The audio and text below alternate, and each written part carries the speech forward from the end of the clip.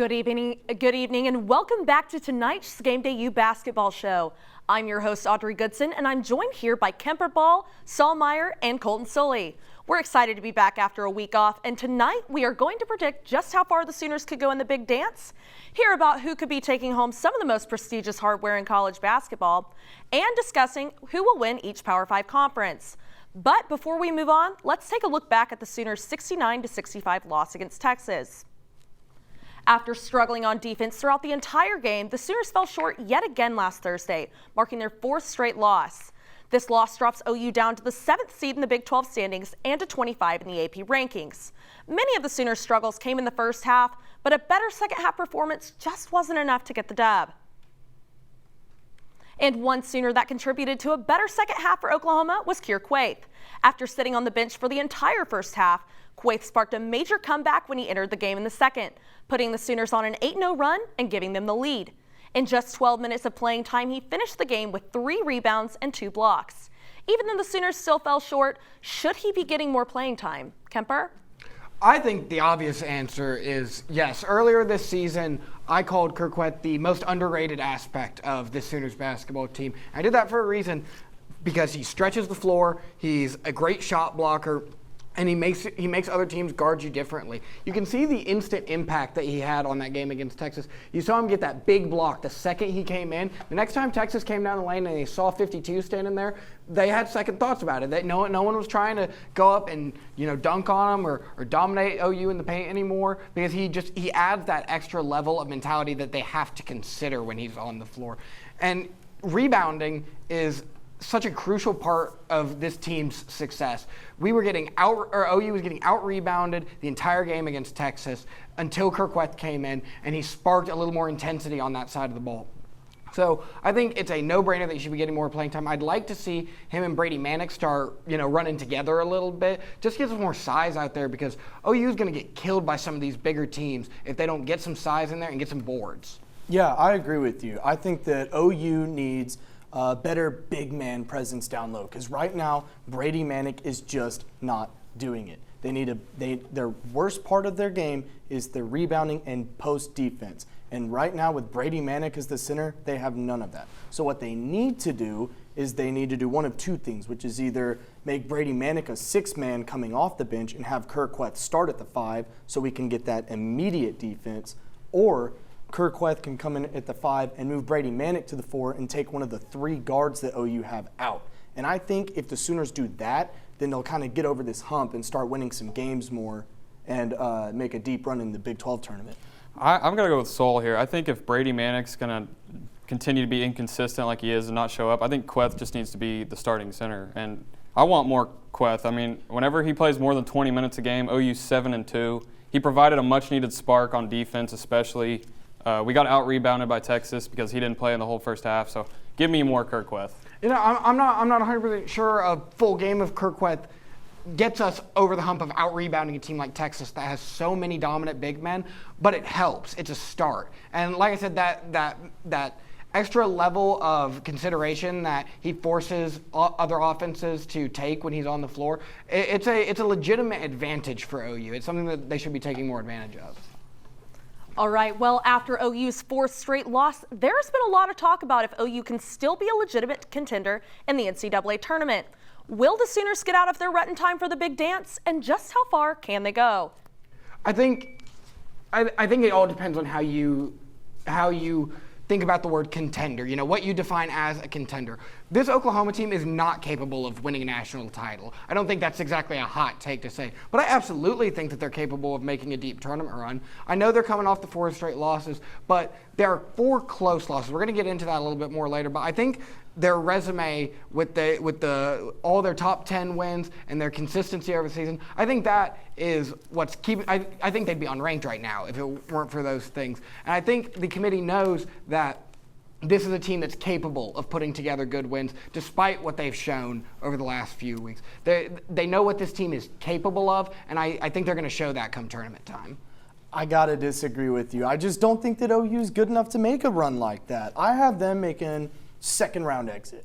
They're projected right here to be a 5 seed, which the best tradition or biggest tradition in March Madness is the 12 seeds almost always upset the 5 seeds. So be looking for OU to lose in the first round, but I actually have them going in the second round and losing them. They're projected to play Florida State, who's a 3 seed. I just think Florida State's a better team. I think Florida State can run the ball more. They can win.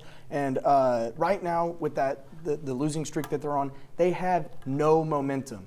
In March, that is how teams make deep runs, is momentum. And right now, if OU has 0 momentum, they're not going to win a single game. Maybe they win against a 12 seed, but they're not going to beat a 3 seed in Florida State. I'm sorry, Kemper. I got to side with Soul on this one. I think second round exit, but I think their ceiling is Sweet 16. There's no way they go deeper in the tournament than that. Second round exit, I think, is more realistic than what Kemper was saying, but yeah. I disagree about your take about momentum. The season's not over. They've got the Big 12 tournament. They string together 2 or 3 Big 12 tournament wins. They don't have to win the Big 12, but if they string together a couple wins, that's momentum against really good teams that they can then take into the tournament.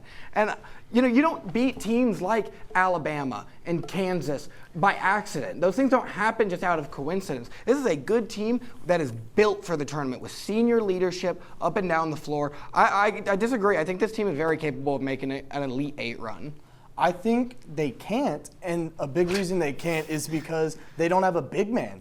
Is Brady Manick, as your big, dominant center, supposed to be the guy that leads you to an Elite 8? No, I agree with that. I think Keir Quaithe run? needs to be in the game more, like I said earlier, for them to even have a chance. I mean, Well, we all happen. agreed that Keir Quaithe should be playing more. And I said I think that he and Brady should be out there together, but I don't think that the solution is moving Brady to the bench and taking one of your best shooters, if not your best shooter, out of the lineup. I mean, I'm not saying do that. Shooting I'm is saying, so critical in the NCAA tournament. I'm saying you can move Brady to a 4, is like a power forward, kind of like a spot-up shooter, kind of like Dirk was back in when he played. Yeah, I could see that. Like I could see that. That'd be good. All right. Well, now let's go to this week's breakdown, where Dylan Rivera will break down one player that is an absolute highlight machine, University of Tennessee star Yves Pons.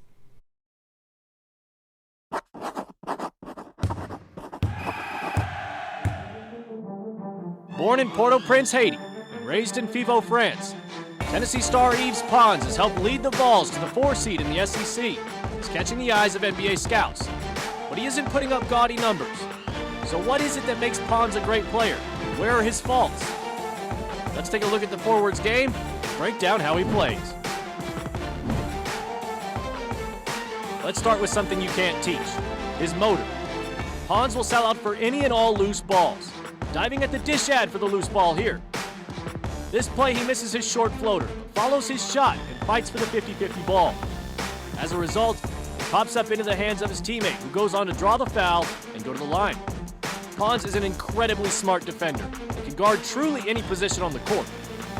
Let's go to the game against Kansas from last season.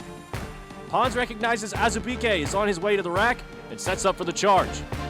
The Kansas big man isn't the most nimble character in this story, so of course he plows right through Pons, and the ball's going the other way. Any coach will tell you hustle plays and rebounding can really change the landscape of a game. We've seen the hustle plays. Pons is no slouch on the boards either. Usually in the right spots for the rebound, and with over a 7-foot wingspan, a quick jump, and a lot of bounce in his boots, Pons can swallow what misses. Pons is 6th in rebounds per game for players 6'6" and shorter, and he's doing it in only 27 minutes per game. On the offensive end, Pons is often dared to shoot the 3 ball by his opponents. Give him space and he can hit. Here on these 2 plays against Kansas and Missouri respectively, you can see the defender playing the dribble drive rather than the deep ball, and it gives Pons enough room to drain the outside shot. But he isn't a knockdown shooter by any means. Pons is shooting 26% from 3 this season, down 9% from last year. This play he's left wide open against Kentucky, but misses the shot. Again, that hustle comes back into play and he makes a highlight of it, but you've got to get that shot to drop. Against KU in 2020, a hand in his face, and he misses the long-range 3. Here, Coach Rick Barnes, for some reason, decides to run a play for Pons to shoot the 3 ball. You can probably guess the result. Don't get it twisted, though. Pons doesn't live and die by the 3. He can bang with the bigs. Pons is listed at 6'6", 215, but he's strong in the lane. On this play, getting the and 1 bucket under the rim. And here again, muscling the ball in for 2. But here's what every scouting report on 35 will say. Right across the top in big bold letters, left shoulder fade. When Pons finds himself in the post, every defender should know he's turning over the left shoulder, leaning back, and letting it fly. Going through all this footage started to frustrate me because he does the same thing regardless of position on the court, matchup, score, shooting percentage, you name it. Here on this one against Florida, he's standing 3 feet from the basket and he's fading away from it rather than going to the bucket. This one with Udoka in front of him, it's not a smart shot. Azubike averaged 2.6 blocks last season and was one of the most intimidating post defenders. With 15 seconds still on the shot clock, Pons has got to give up the ball and work for a better shot. This one from the same game. Pons gets a mismatch with Devon Dotson, who's 6'2", 180 in the low post. And even with the size advantage and the position, Pons fades away. Now with the biggest negative out of the way, let's focus on his real calling card, his defense. Pons can guard positions 1 through 5, literally. Here on this play, he picks up Dotson on the perimeter. The screen comes and there's a switch. Pons is all over it. This one might be my favorite highlight. Again, Pons picks up Dotson, this time at half court, and pressures Dotson all the way into the corner. Traps him down low and nearly forces him into a turnover. Pons gives the offense fits as soon as they cross the half-court line. And don't you dare mention driving to the hoop. Pons is a frightening presence in the paint. Last season, Pons averaged over 2 blocks a game, and this season he's just under that in a fewer number of minutes. On the fast break, he runs the lanes correctly and times his leaps perfectly.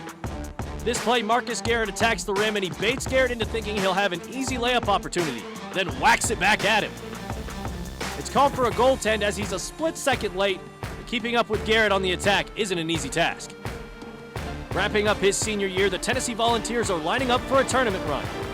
The Vols project as a 6 or 7 seed in most brackets. Any NBA team that decides to take on Yves Pons will have a bit of a project on their hands, but if the team needs a full speed ahead, shot blocking, athletic freak, Pons is a perfect fit. With that, I'll hand it back to Audrey.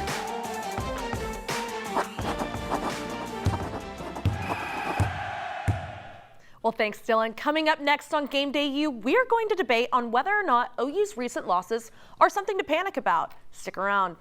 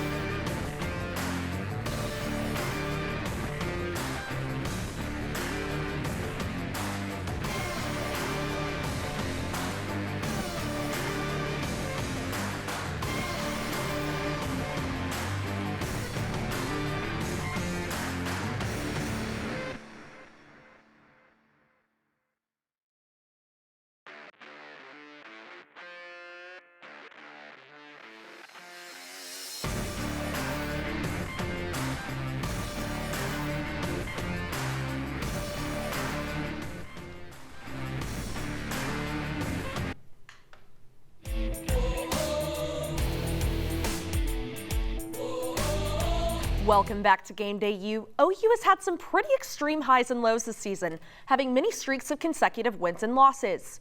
Are these recent losses a sign that the Sooner magic has run out, or will they recover? I don't think it is. We talked about this a little bit in the last vlog. We've talked about it at break. I feel like it's all anyone's been talking about on this campus is the 4 losses, and I feel like people have fallen a little prisoner to the moment of these 4 losses and just forgotten about all the good things that OU has put on their resume this year. They've forgotten about the 4 top 10 wins within a month. They forgot about their dominant performances in their deep bench that they can go to with their multitude of guards.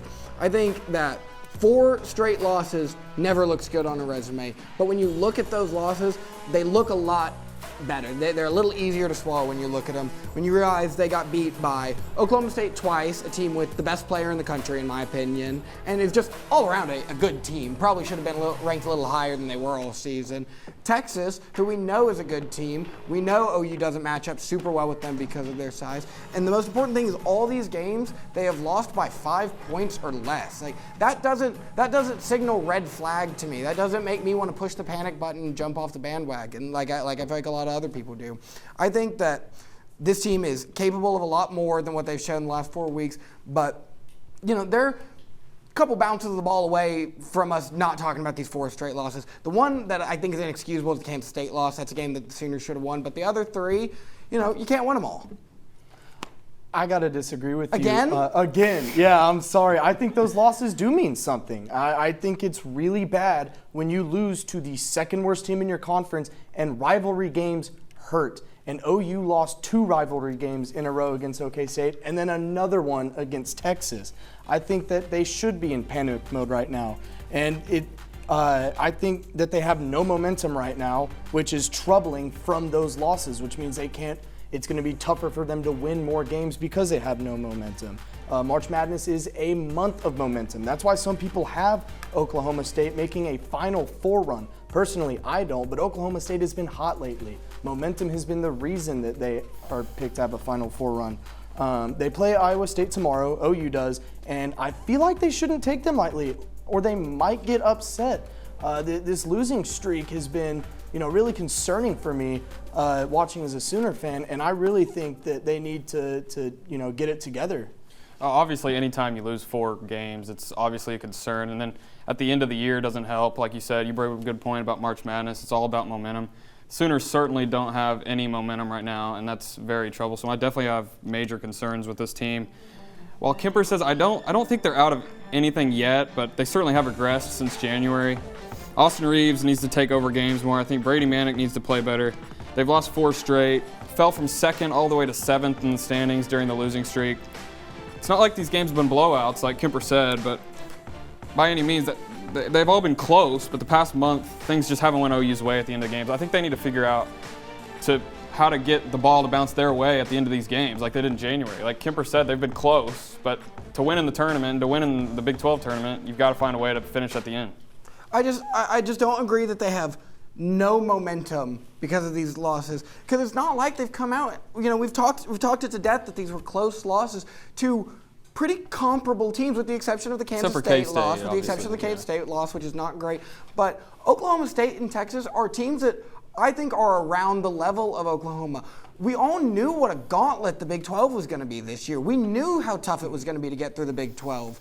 We knew that no one was going to get through it unscathed. OU just had their little slip up a little later than other teams. I do think it's troublesome that it's at the end of the season, though, because you're going right into the tournament. I agree, but I'd be more worried if they were losing by 10 points or 15 points or even lower than that, like 8 points. 4-point losses to the best player in the country and a team that you stack up well against, and then one that you shouldn't lose. But you can't win. Like I said, you can't win them all. Losses happen sometimes. I don't think it's fair to forget all that this team did earlier in the season and showed what they are capable of doing. I agree, and I'm not saying that the loss that they had against OK State and Texas are bad because they're not good teams. They're obviously good teams. I'm saying if you lose to your rival, it's like losing to your little brother in 2K. If you play another team in 2K or another player in 2K after you lose to your little brother, it's in your head a little bit. But I don't think they've looked like they're demoralized or like they're down on themselves in any of these games. Texas, they looked a little sluggish in the first half, but they came alive in the second. This team doesn't, if you watch them play, they don't look like a team that has no momentum right now. And I guarantee you, they don't think they have no momentum right now. Well, it's tournament time in Kansas City, Missouri. The Sooners now have a chance to avenge their recent losses in the Big 12 tournament as they take on Iowa State. So what can we expect to see out of Lon Kruger's squad? Let's talk about this momentum word that we keep throwing out here. This is what the Big 12 tournament is going to do for the Sooners. They're going to give them a chance to get some of that momentum back. Iowa State is a team that the Sooners should handle. It's definitely, like you said, not one that they want to overlook. They don't want to get caught looking ahead to the next round and get slipped up. But I think that Iowa State should be a team that they can handle relatively easily. Most importantly, though, this is, like I said, a chance to get back on track and get a little bit of that momentum back. I don't think they have no momentum right now, but a win against Iowa State sure helps, and I think it needs to be a decisive win against Iowa State. But the most important part about this game is just figuring out what's gone wrong these last few games at the end of games. Hopefully this one's not as close as some of those last few games are, but you know, it's a great opportunity for the Sooners to figure out their lineup issues. Figure out which guard you need to take out in the starting lineup. Figure out how many minutes Keir Quaithe should be playing. This is not a team that you should take lightly because they did take the Sooners to the wire earlier this season in a pretty close game, but I think it is one that the Sooners can think of as a learning experience. I agree. Finally! We have finally come to an Stop agreement. Finally there. Yeah, I think that, you know, if OU wins this game, then they get some momentum back that is very much needed, and that they also shouldn't take Iowa State seriously. What they should do, however, is switch up their starting lineup a little bit. And that's why I think that small ball, big losses. So what OU should not be doing is stick to the small ball that they've been doing, you know, where they have 3 point guards and then maybe like a small forward at the 4 spot and Brady Manick at the 5. What they should be doing is maybe moving Brady Manick to the 4, like we mentioned earlier, and start Keir Quaithe at the 5, so OU can get those rebounds and post defense that they very much need. And something else you might consider for big man ball is maybe giving a little bit more minutes to Victor Iwukafor. And I think that OU has been getting killed down low because they play with 3 guards, small forward, power forward in their starting lineup. They need to switch it up. Iowa State has a big man that is 6'8" and 256 pounds named Solomon Young, who had 12 points and 8 boards against OU last time they played. Brady Manick didn't stop him then. He's not going to stop him now. Now is the time where you need to get bigger so these big men like him right here cannot stop OU. And I think that starting Keir Quaithe will be able to do that. Yeah, no, I agree with everything both you guys said. I think it's an excellent opportunity to gain back some more momentum before the tournament. As a Sooner fan, I'd like to see that. And then also, I think they need to switch up the lineup a little bit in this game as well. I like the idea of Brady Manick and Keir Quaithe starting. Like you said earlier, the small ball's not going to cut it in the NCAA tournament. The Sooners shouldn't have any problems with the Cyclones tomorrow night. I mean, they beat them both times in the regular season. But they've got to show up. They got to play better basketball than they have been. Despite not winning a single Big 12 game, Iowa State has looked better as the season's gone on. They almost beat Baylor. They give OU a pair of tough games. I think OU grinds out a tough-fought win, but I don't think either of these teams will beat Kansas in the next round, so I don't think it. I want to go back for a second to something Saul was talking about, you know, maybe big ball is the way to go instead of small ball. You know, rotate out some of these guards. The best OU played this year was when they were playing 4 guards. When they had Harmon, Reeves, Mo, and EJ out there. That was the best the Sooners looked all year when they were running those 4-guard lineups. All right, well, coming up next on Game Day U, we're going to hear about who our analysts think will take home some of the biggest hardware in college basketball. Stay tuned.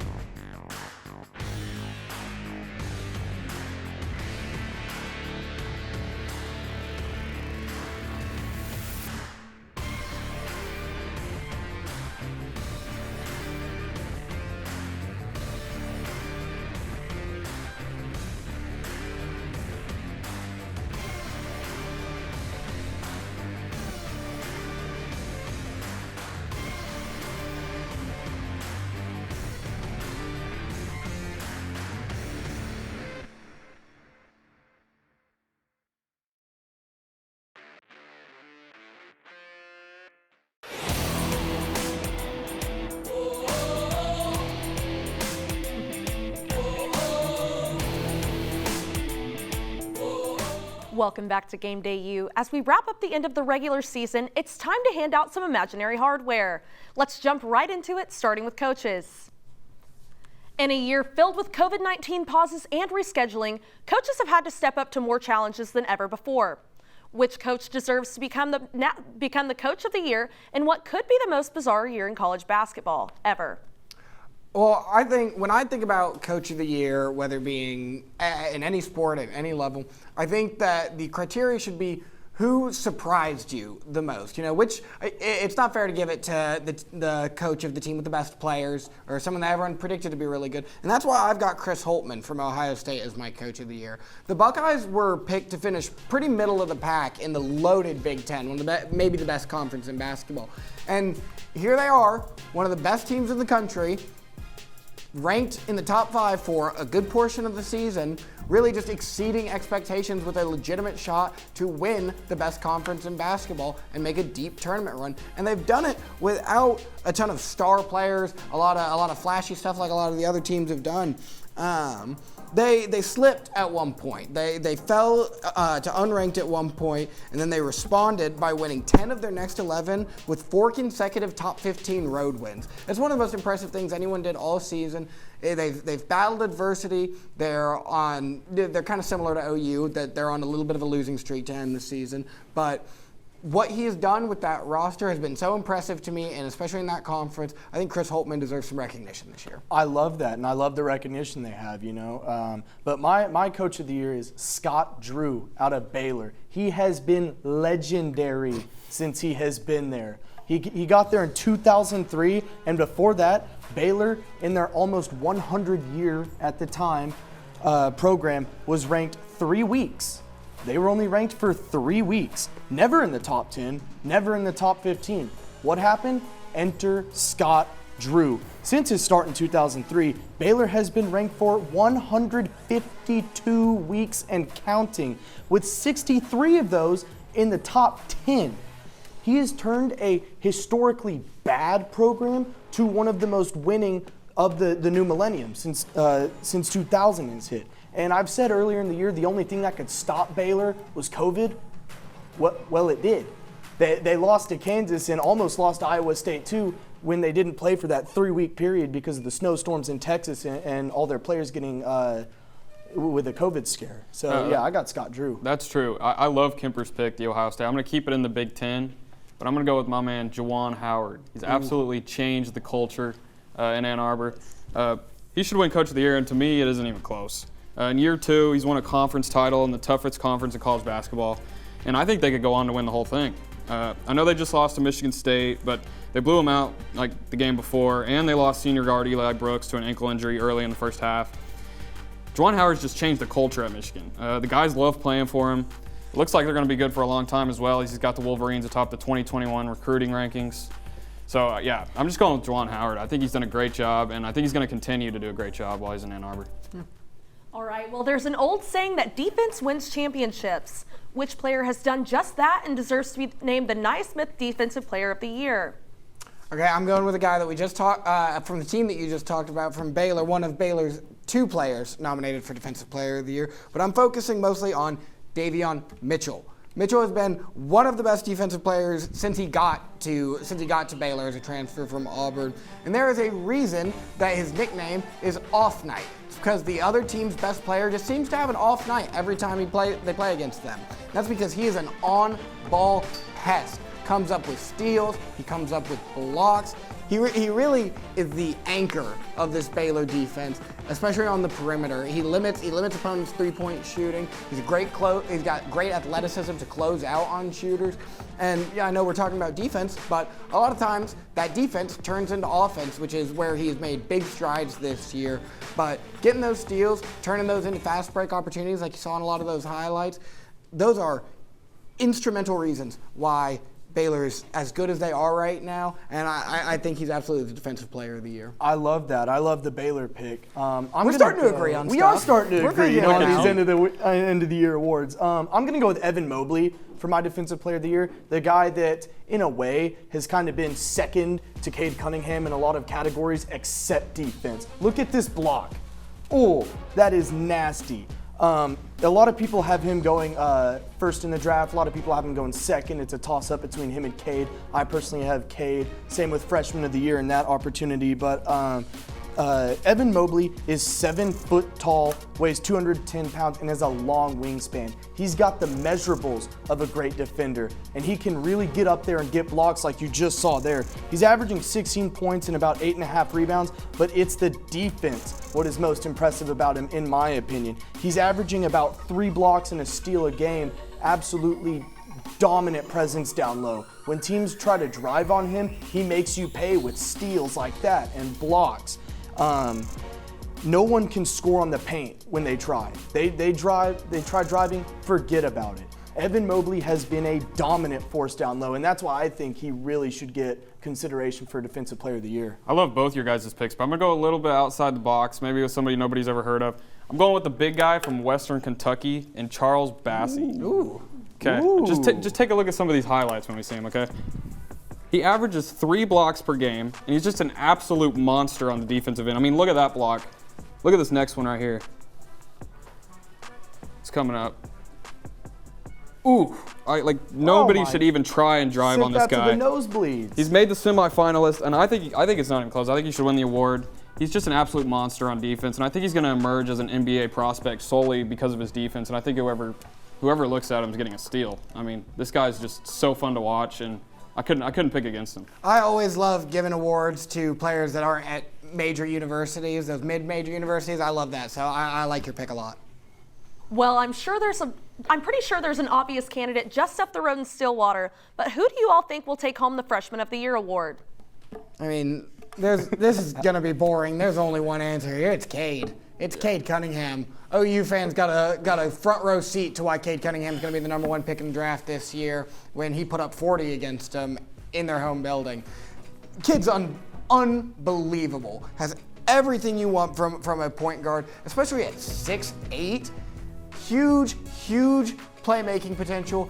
Great shooter. Shoots over 40% from 3 and 84% from the line, which is usually a better indicator of next level 3-point shooting. He's already been named the Big 12 Freshman of the Year. That was obvious. But he was also named the Big 12 Player of the Year. He is a dominant force, and he's the reason that Oklahoma State is anywhere near. When you're talking about those, some people calling him for Final Four runs, that's only happening because of number 2. That's why, and I agree with you 100%. It's Cade Cunningham. Who else? I mean, come on. Maybe Evan Mobley? No, it's Cade Cunningham. What hasn't been said about Cade that we don't already know? That this man can drive to the basket. He can pull up from 3. He can find the open man. And like Kemper said earlier, he is 6'8", so he can get rebounds if he need to. I got a nickname for Cade Cunningham. The total package. He's got it all. He can score with driving. He can score outside. He can pass. He can do a lot of things, and that's why I think he's going to be the number 1 player in the draft and the Freshman of the Year. Who else, right? I mean, it's going to be Cade Cunningham. I mean, everything you just said, he is the total package. The guy's a freak on the court. His passing abilities are second to none. He's a true floor general. His shooting is improving, like Kemper said. I think it's going to be good in the NBA. He's averaging 20 points per game, and we saw how he can take over games in Bedlam when he dropped 40. He's atop my list as well of NBA draft prospects. I have him just right above Evan Mobley, who we touched on. And I'm positive he'll end up going number 1 overall. He's just so fun to watch as well. And who else? Who else is going to win this award? He's already won Big 12, like you said. I think the thing that's going to shock people when Cade gets to the next level is what a unbelievable passer he is. Yes. He's only averaging He's only averaging 3.5 assists a game right now, but I think that's mostly due to the talent that surrounds him. When you get that kid on the Oklahoma City Thunder roster, any NBA roster, he's going to put up big assist numbers. Well, now we look to some players that have been breakout stars this season. Kemper, who do you think is the most improved player in college basketball? Okay, mine is not exactly a breakout star because he's been doing it for a little while, but his improvement is notable, and that is the Gonzaga superstar, Corey Kissbert. Corey has been phenomenal this year. He was great last year, too. Everyone knew what a great player he was. He was projected to go in, late first round, early second round of last year's NBA draft, which he had declared for. He then pulled his name out at the last minute, decided to come back to Gonzaga, and bet on himself. And that bet looks like it's going to pay off. He's taken his scoring average up 6 points since last year. He's also taken his shooting percentage up to 55% from the field. That's from anywhere on the floor, which is incredible considering he shoots 6 3-pointers a game, which he does at 45%. But 55% from the field is unbelievable. Luka Garza, who is a center, shoots 55% from the field, and he takes half as many 3-pointers as Corey Kissbert does. His decision to come back, likely going to result in a national championship, probably going to end up being a lottery pick too. I can't disagree with you on that one. My most improved is going to be your defensive player of the year, Ooh. Devion Mitchell. I think he has had just a stellar performance this year and an absolute upgrade from last year. Let's take a look. Last year, he was averaging about 10 points, 4 assists, and 3 rebounds a game, shooting 41% from the field and 33 from 3. Let's take a look at this year, the improvement. Now he's averaging 14 points, 6 assists, and 3 rebounds a game, shooting 52% from the field and 47% from 3. Adding a better defensive presence also, he's got 2 steals a game. That's why he's a Defensive Player of the Year nominee. He's a Wooden Player of the Year nominee.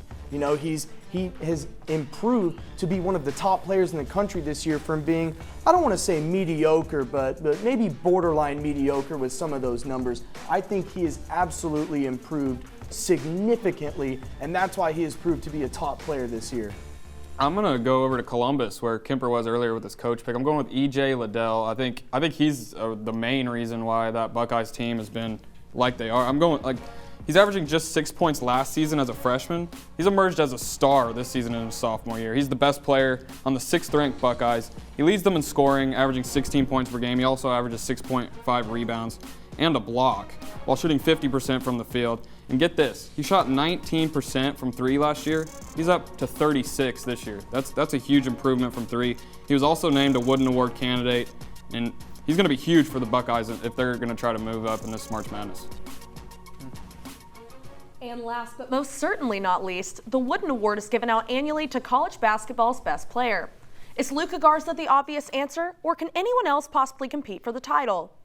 Yeah, he is. He is the obvious answer. It's Luka Garza. I mean, I can't see it being anyone other than Luka Garza. He's got everything that you look for. He's got the stats. He's got the story. And he's been doing it. He's been doing it for years. He was the Big Ten Player of the Year last year. Everyone knows what a great player he is.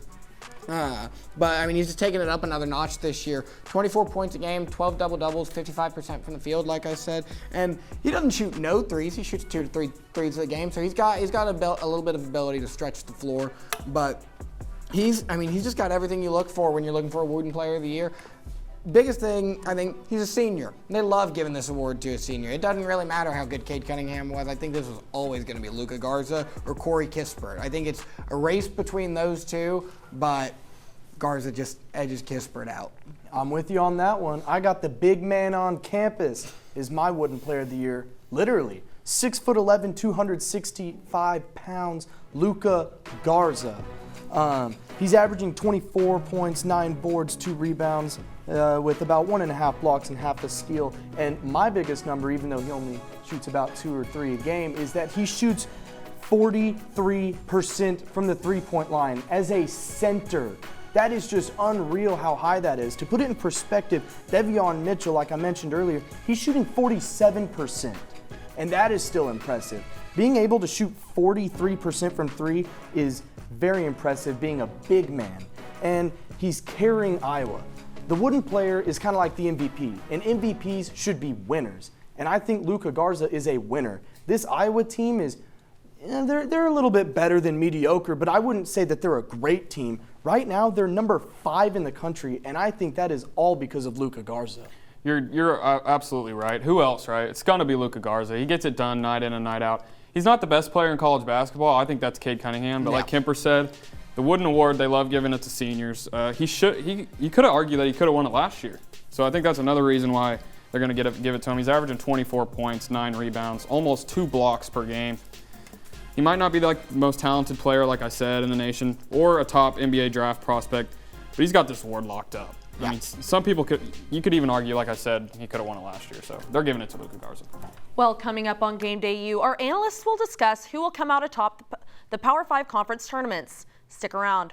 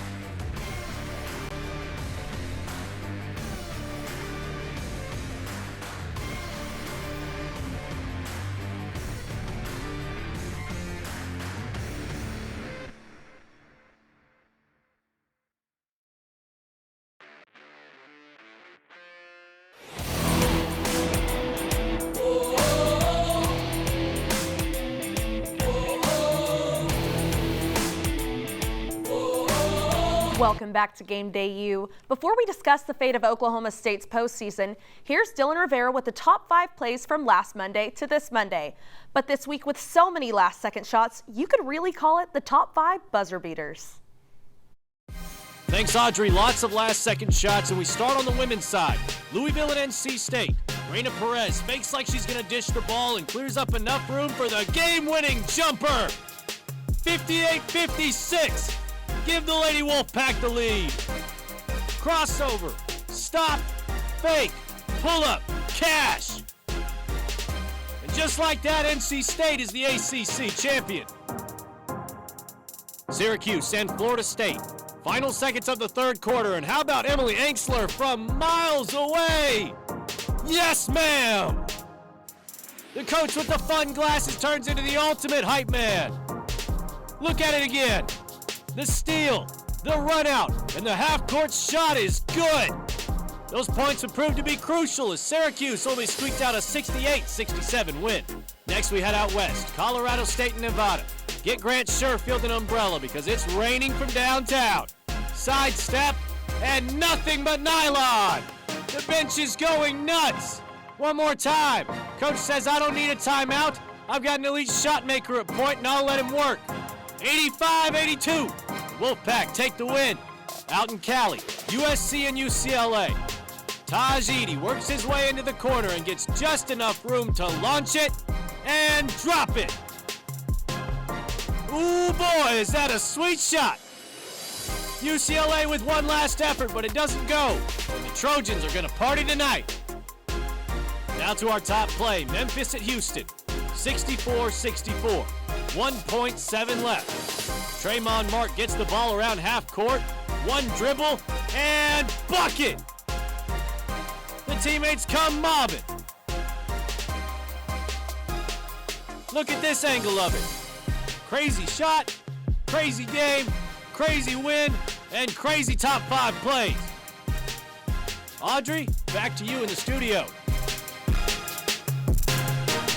Oklahoma State has been on fire recently, winning their last 5 in a row behind freshman phenom Cade Cunningham. Well, the only issue is the Cowboys are facing a 1-year postseason ban. OSU has appealed the ban but hasn't heard back from the NCAA. Big 12 play starts tomorrow, and we're just days away from Selection Sunday. Should the Pokes be eligible to compete? Well, what this comes down to is a really unfair and over-the-top and frankly stupid postseason suspension that the Cowboys are facing from the NCAA. It's kind of a joke, but by the letter of the law, no, they should not get in, because they have the NCAA has decided that something that happened in 2017 that the university fired that employee for, which no member of this current roster was on the team when it happened, they have decided that that is enough to keep this team out of the tournament. So since that's the decision that they have come to, granted that it's a stupid decision, they got to stick to it. They can't start changing rules because Oklahoma State's on a hot streak or because they have the most exciting player in the country, because that sets a really dangerous precedent. Maybe one day the NCAA does something correct and gives a team a worthy postseason ban, and then they get hot and they look really good, and then it's like, oh, well, maybe we should put them in. You put Oklahoma State in, but they shouldn't. They should be allowed to be in because this ban should not have happened in the first place. It's a joke. It's an embarrassment to the NCAA, but this is the bed that they've made, so they got to lie in it. I'm with you on that one. I don't think they should play, but I do think it's kind of a dumb rule. I think they shouldn't play, obviously, because rules are rules, and they violated those rules, so now they have a postseason ban.